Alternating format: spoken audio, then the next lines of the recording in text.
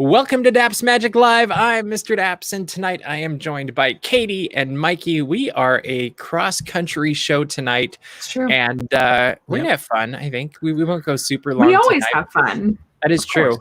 That is one consistent thing with all of us, is we do have fun. And I thought today actually was a really fun day for many reasons. But the big reason is we finally got some clarity on what will be happening at the Walt Disney World Resort coming in July. It looks like there's a little bit coming a little bit earlier for Disney vacation clubs. Welcome, Jeff and Little Mint 13. We're glad you're here. But the Disney vacation clubs are actually opening in June. A couple of them at the Vero Beach and Hilton Head and Fort Wilderness, right? And then come on July 11th, you've got Magic Kingdom and Disney's Animal Kingdom opening to the general public. And then, 4 days later on the 15th, you've got Epcot and Disney's Hollywood Studios opening as well. And we thought it would be very appropriate and fitting and proper to discuss this a little bit. So before we get into the details of the reopening, like reservations and social distancing and all that stuff, we'll get into that. What is your first instinctual reaction to July 11th and July 15th? Walt Disney World will be reopening its parks. Ladies first, obviously. So Katie, you can lead off, and then Mikey, you can follow. My gut instinct is that I'm glad that they're not rushing to be first. I know that that's kind of what City Walk did. After Disney Springs made an announcement, City Walk said, "Just kidding, we're opening in 2 days." And I knew it was going to happen, but I'm grateful that they let Universal announce it first. And there was no race to say we need to open tomorrow. That they are giving themselves plenty of time. It still, in the long run, feels kind of soon, but I'm also in the camp of things need to reopen. Things can't stay closed forever. And I am grateful that Walt Disney World is giving themselves plenty of time to watch what happens at USO and grow. So what's your feeling? So you feel like it's quick, but maybe not quick? I feel like it's quick, but I also think it is the best decision that Walt Disney World can make. Okay, so you feel like it's quick, but it's a good decision. Yes. All right, Mikey, how do you feel? I think it is a very perfect time for it, especially knowing how the climate is here, financially, economically here in Florida. It feels like that would be the best time for that to happen. Since Orlando specifically's economy relies on the theme parks. Very much so. So I feel like any longer than that would have been very detrimental. So and I think it's perfect. How early do you think you will personally return to the parks? That's going to be tricky because we'll get into it later on, but with the whole reservation system, that will make it a little bit more tricky. So let's just go with the assumption that you can get a reservation. Mm-hmm. How early would you be comfortable with going? Oh, if I could swing it, I'd be there day one. Okay, cool. Yeah. And if they do a soft opening or something for annual pass holders or locals or whatever it would be, you'd be comfortable going with that too?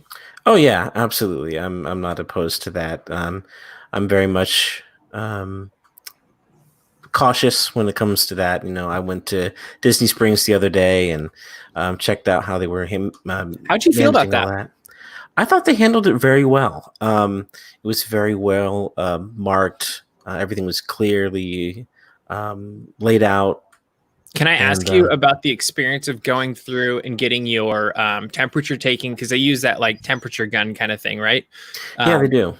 Yeah. And was it were they friendly? Was it very clinical? Like, what was it like? Oh no, it was very, very friendly. It was still that very much Disney experience. They were very happy, welcoming. They said, "Stand here. We're just going to scan you really quick. You're good to go. Welcome in." And it was seamless, is what it felt like. And was there a line when you went in, or was it like just you? There wasn't. I mean, there was a good number of people going in, but the way they were handling it, it was very quick. It didn't. So there was no time to really wait. No, Okay, not at that's all. cool. And if So you have questions in the chat, feel free to leave them and we'll try to address them. I'm seeing different guesses for when the parks will be opening here on the West Coast. But now we know when they're going to open on the East Coast, and that's fantastic. So I'm kind of with both of you. I think in general, Disney is going to take the safe route. Like that's just something that Disney has always been very careful with. And I think today they proved it. We were even talking about Geeks Corner last night. We're like, oh, it'll probably be like mid-June, mid to late June, maybe early July.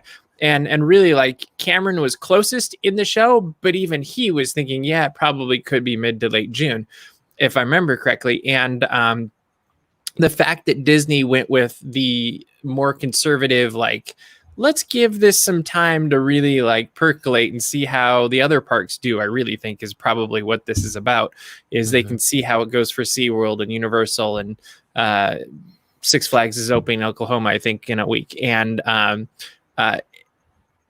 they can let the data gather so they can know what is going to work and what's not going to work and make the appropriate adjustments as they move forward. Did you guys happen to see any coverage? I think I saw Mouse Steps or Attractions or somebody covering the opening of Disney or World of Disney tonight. That was chaos. I did not see any of that. So they went back tonight though, when it wasn't chaos. Okay. And it was, I think, a very good glimpse of what the signage is going to be like when we actually do return to the parks. And there was the lines for social distancing and like, hey, don't do this and do that, and cashless transactions and stuff like that. But it was I just thought it was fascinating. So here's what we know. We've got the opening dates. There are going to be soft openings that are offered ahead. And it sounds like there'll be cast members and annual pass holder things. There will be attendance caps when it opens, and you'll need reservations. There will be required face coverings, your face masks. How did you feel about that when you were at Disney Springs the other day, Mikey? It didn't bother me too much. My thing about that is I'm glad they're going to have, I guess spots where you can remove your mask at certain times, because in the Florida heat and humidity in the summer, wearing those masks long term is going to be so difficult. So I was just thinking of us like going around World Showcase a million times last year, and I'm we might have been like, at the very least, my glasses would have been completely fogged up, and I haven't cracked that one yet with the face mask yet. Is how do you not fog up your glasses? Yeah, that's going to be a tricky situation to kind of work with, but I can understand using them in that context. But yeah, it's the hardest time of year to have to be in that situation, because do you think that's intentional? I don't know. I mean, it's hard to say. I'm just thinking, like, they don't want too many people, so why not open at the most uncomfortable time of year anyway? And if you drive away like 3% here, and then you drive another percentage away by reservations, and then you drive another percentage by only having certain hotels over, like that might be a natural way to control. I guess in a way, but what'd you say, Katie? I think you need to put your tinfoil hat away. I'm just thinking, if it, like, I work in a leadership position in my organization, and I'm always looking for low-hanging fruit. Like, and to me, this is like, well, we could open when it's comfortable, or we could wait a couple weeks and it'll be a little bit more uncomfortable. And that's 2% that we can take care of. I don't know. Well, let's be honest. Most of the year is uncomfortably hot here. So we're just going to be doing our best with the unfortunate situation that we're in. So that is true. It is what it is. So then I do think the relaxation place is a really good idea. And I'm curious to see how that is regulated, because obviously you're going to have some form of social distancing. I would think they'd want it outside just so you get better airflow, because I think I read somewhere that it's 19 times safer if you're outside versus indoors. Right. And so my prediction is it's outdoor in a big as big as there can be field, maybe where a building was supposed to go and is not if you're in Epcot currently. I don't know. I'm just making a really big guess right there. Where do you think a relaxation area would go, each of you? And you can say it for any park. Like, just come up with one. I'm wondering, like, Esplanade at Magic Kingdom? Or the Hub? So in Certain Animal places. Kingdom, you go with the gazelles. You just there's a ladder and you just get on the ladder and then you walk and there's a giant field. The gazelles are mostly nice. You just sit with them. Yeah, you hang out. I'm trying to think of, it's funny. Disneyland has less space, but somehow I'm trying to think at Disney World and I'm like, where is there lots of space that's not being utilized? Right. That's the tricky part. They would have to find somewhere that would be open air outside. Yeah. But shaded as well. And that's the maybe utilize a backstage area. I would think they might have to in they some could use form. some of Tomorrowland. I mean, what is it? Club Buzz back over there is never super crowded. If they're not using some of the theater experiences or meet and greet experiences, those are areas you can either clear up or use for queue space. I'm going to assume it's for queue space for something like Space Mountain now that I'm thinking about it. What is it? The circus area. There's sometimes some open areas. I don't know. That's that'll be an interesting thing to see. I don't know. I feel like Epcot, you just pick one of the big open areas and that might work. But and thinking about it, I feel like it'll kind of be like when smoking did exist at Disney parks. Which remember last year when that was the biggest thing happening was smoking strollers and dry ice. Don't forget selfie sticks a little bit before that. Oh yeah. That one was overnight, which is still crazy to me. One day people just woke up and said, I can't take my selfie stick. But I think that there's going to be pockets. Like it won't be one designated area per park. It'll kind of be like when, but years ago, when it was like multiple smoking areas before it went down to 2 and then went down to 1. It'll just be kind of hidden throughout the park, just so that there's not a big queue for one non-mask relaxation area. But even then, I'm trying to think through. I'm not entirely familiar with where the smoking areas were in Florida. Me either. I only know Disneyland. All right. Well, let's put a pin in that. And if you think of something, bring it up. Every guest and cast member is going to get temperature checks, which I think is not surprising. Cool. They're going to reduce contact points between guests and cast members, whether it's through cashless transactions, no character meet and greets, because that's just not going to be safe anymore. They're going to have plexiglass up to help with that as well. And then mobile ordering, they're going to encourage as well. I think all of those things we kind of expected, and there's no surprises there. Is that accurate? Yeah, that's accurate. That sounds cool. Sounds right. Yeah. I think it was interesting. Play areas are going to be temporarily closed. No surprise there. Parades and fireworks are going to be suspended for a while. What do you guys think of that? I think it kind of makes sense. I think it absolutely does make sense because those things are usually the thing that draw in the crowds. And they just pack you in, and there's really no effective way to manage that properly using social distancing. You'd lose the magic of it, and you'd be like, it makes sense to postpone them until.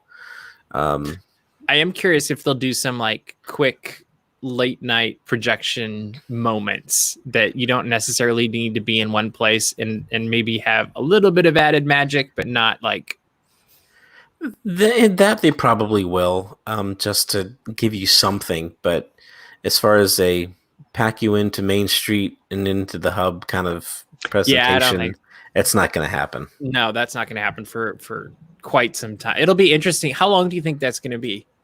Do you think that's through the end of the year? Do you think that's until we have a good like medical approach to this or system? I don't know. I don't know. I mean, I am very much into keeping track of what the current guidelines are. So they may change by the end of the year. They may stay through to the top of the next year. It's hard to say. It's one of those things that we don't know. You know, I mean, we that's can.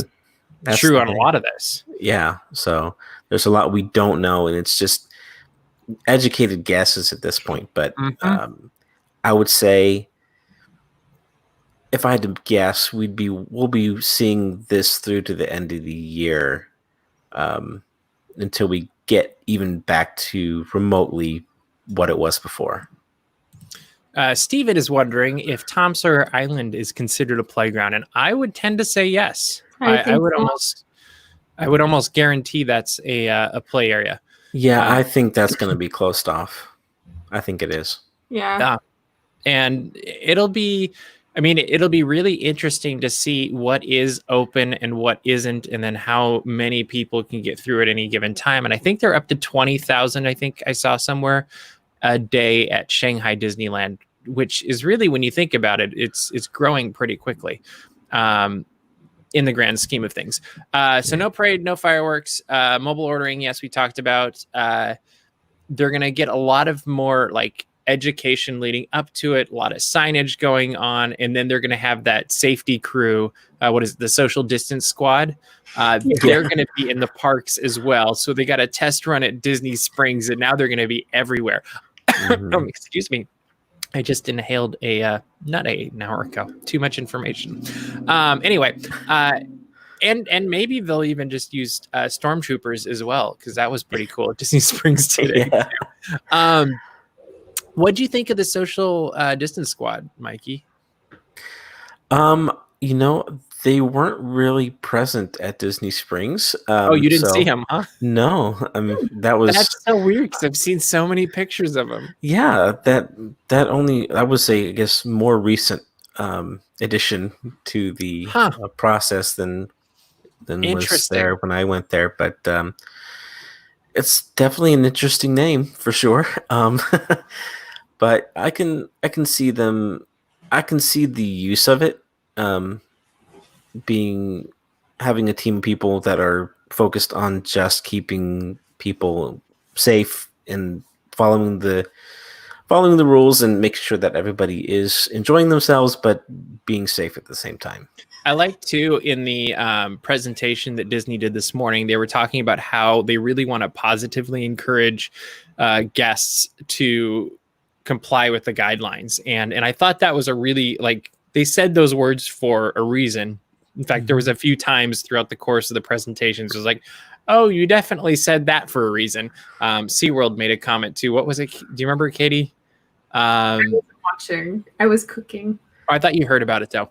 I thought we were talking about it. But anyway, but it was one of those moments where it's like, you said that intentionally, and I almost feel like that was for not just us as guests, but also the cast members, of just like, hey, this is the precedent we want this to be a positive experience, even though the situation at large is less than positive.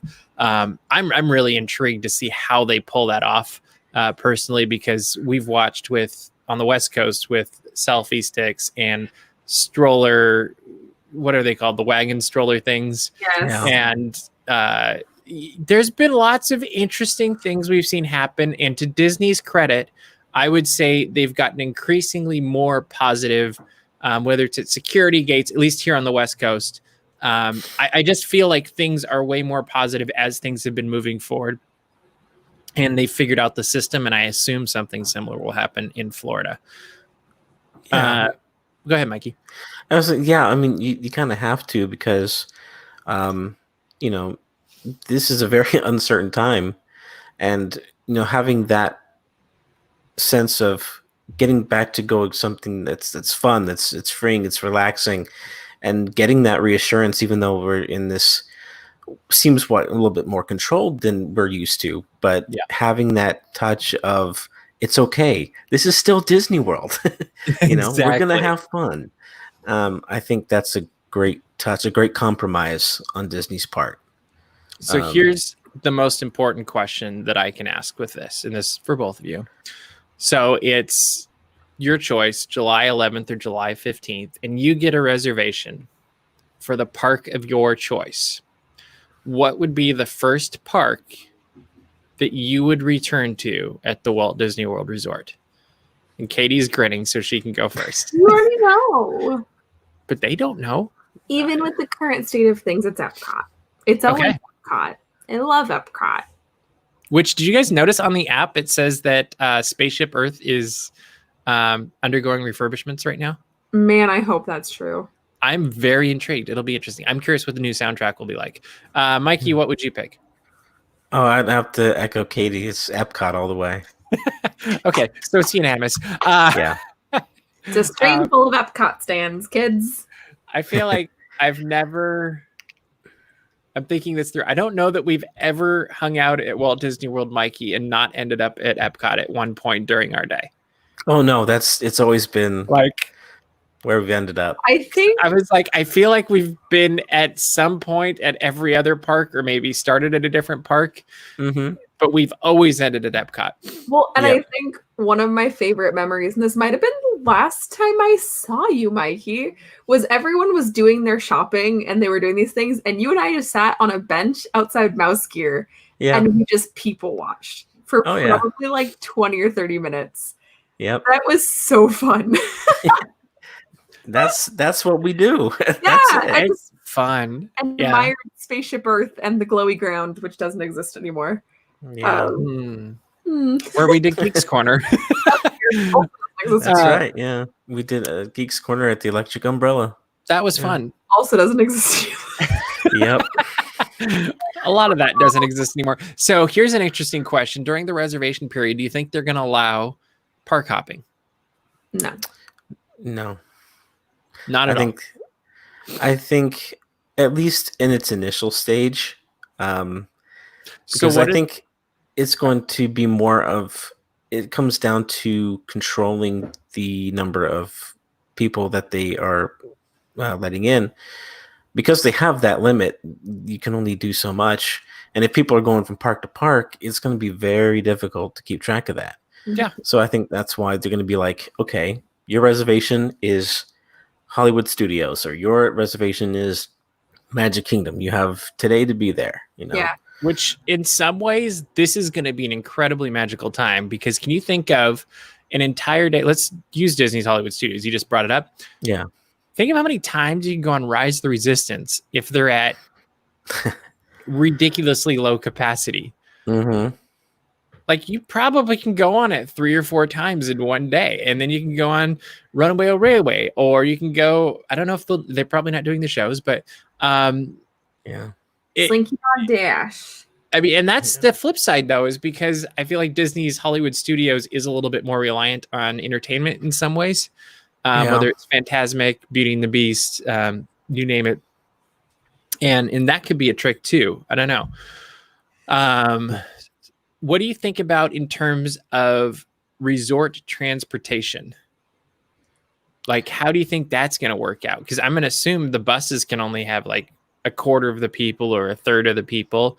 Skyliner to me actually makes more sense. Skyliner, I feel, is going to be a little bit easier to manage than the buses or monorails. Because you could just do what they do, like with the bathrooms, and they could just squirt them with the whatever that is the clean stuff, and you could clean them out pretty quick, I feel like, as they're going around. I thought you were talking about the people. Yeah, you could do that too. I mean, I was like, no. It's like the cat when the cat gets on the table. You're like, nope. I was like, I don't think they should do that to guests. Nope, too far. Yeah. That would be funny. Social distance. So that would be interesting. If Skyliner is open, that might indicate some of the resorts that open first also. Yeah. From a hotel standpoint. It very well could. But yeah, I could see how at least the monorail would be the most tricky as far as transportation. But I had thought about this, and I thought that what they could probably do is for each certain monorail have only certain cars open on this round, and then only load the other cars another, I guess, a few times around. Oh, so you can And clean one out, while and then kind of rotate through. like do a front half of the train one way, Mhm. and then somebody's cleaning it as it's going back to the other half, and then you can do the back half of the train or something Something like that. at a Yeah. much reduced capacity or something. That makes sense. Yeah.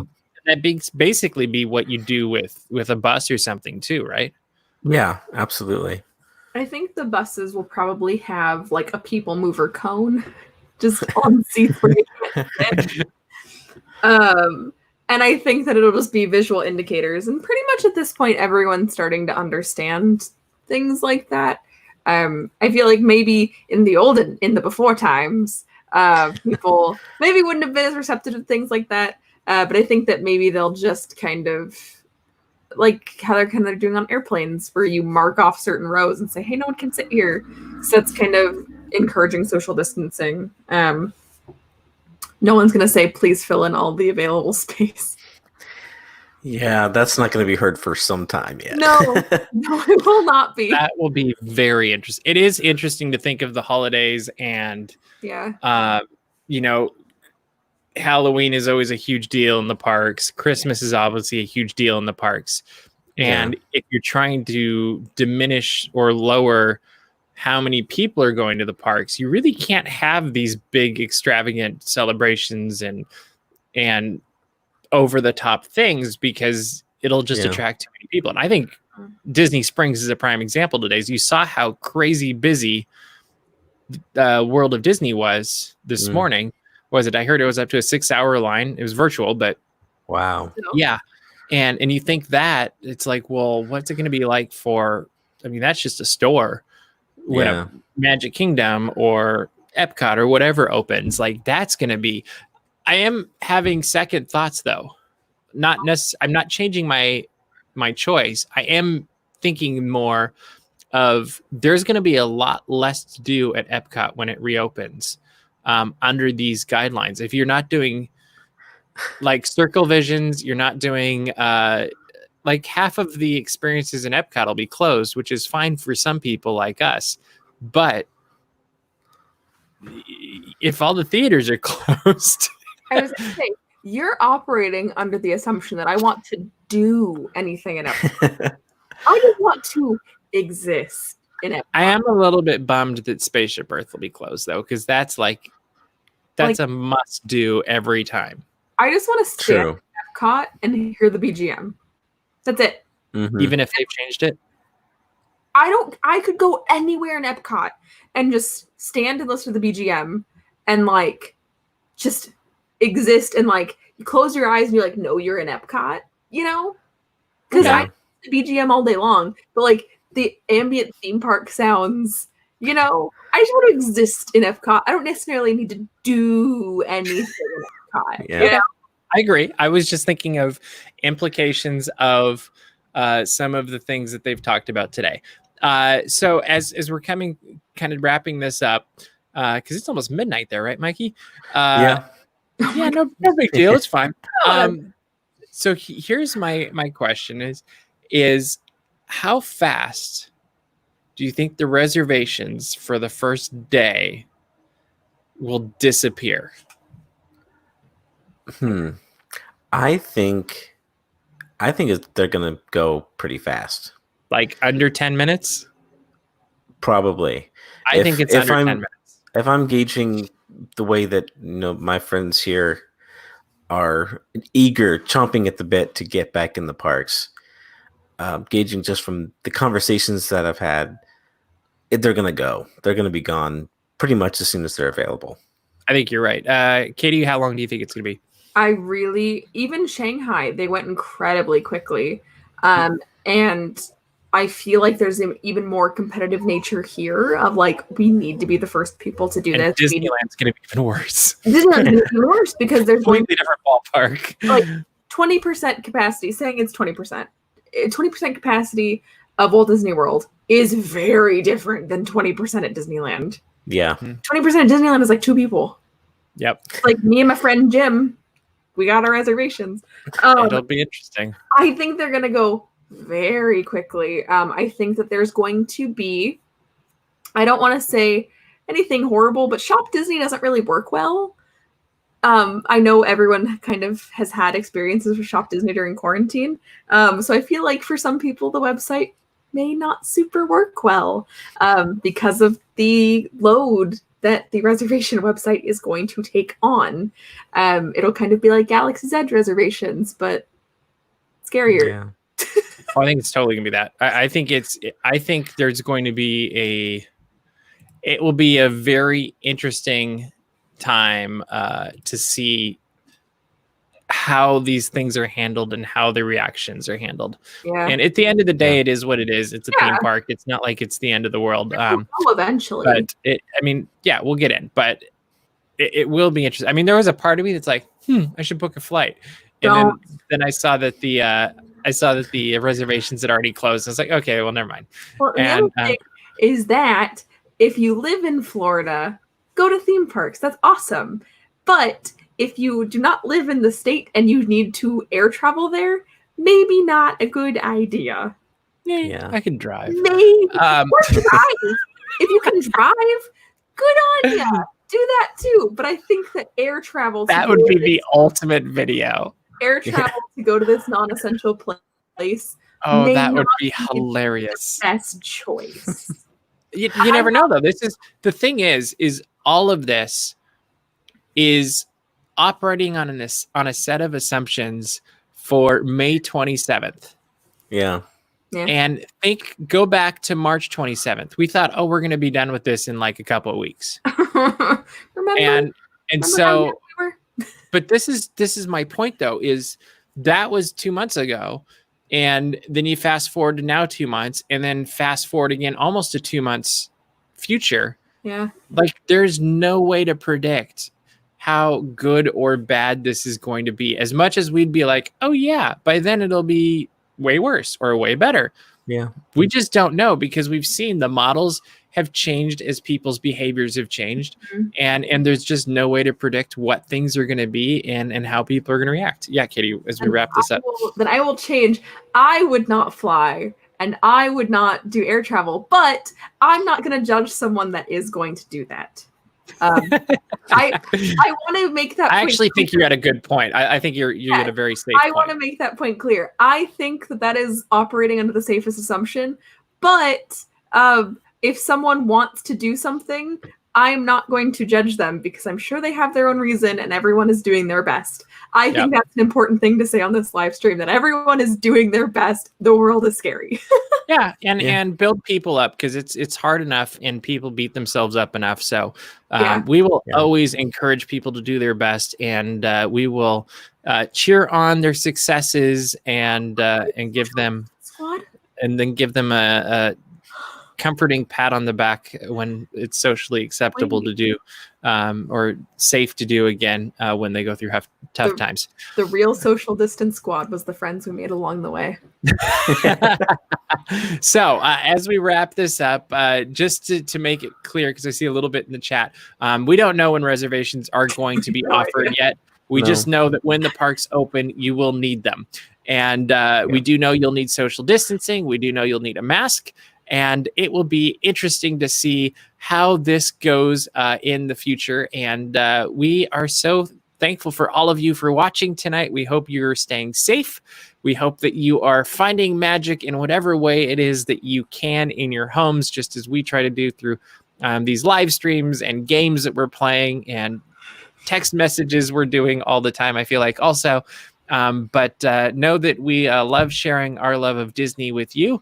And we look forward to doing it again real soon. Tomorrow night, if you'd like to join us, I think we have another live stream for DAPS D&D. Tuesday nights, we have Geeks Corner at 9:30 Pacific Standard Time, because we just like to make Mikey stay up really late if he wants to watch us. And but we have fun doing it. Robert, I see you there, and since your name is Robert, you definitely get a shout out. Oh my God. And we're thankful for all of you watching. Have a great night, everybody, and we hope that we'll get to see you in the parks again real soon.